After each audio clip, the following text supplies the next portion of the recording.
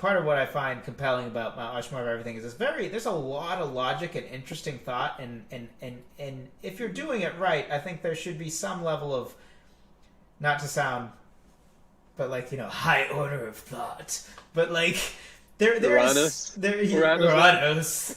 Those of us from Uranus like to do Mount Rushmores as a cognitive exercise, but but no, like there's a lot of depth and nuance to a Mount Rushmore if you're doing it right, which is what I think is compelling. But it's also something that, like, unlike politics or whatever, or more important things, like what we do is not important in and of itself. We know that. It doesn't matter what's on the Mount Rushmore of fast food burgers. Not going to change things. But I do think it's important for us all to learn to be better at thinking critically and diving a little deeper. And, like, for example, I freaking love how, the obvious pick is not always the right one, and some of the biases that come in, and how, like, in my opinion, even though, like, the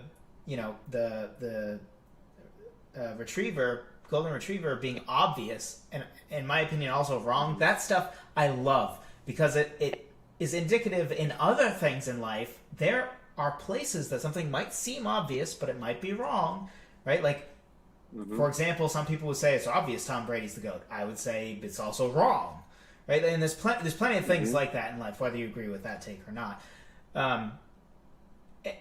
And there are more important things out there to think deeply about. And in theory, if you're doing it with fun stuff like this, hopefully you'll go and use that and think through things with more nuance and with more depth as well.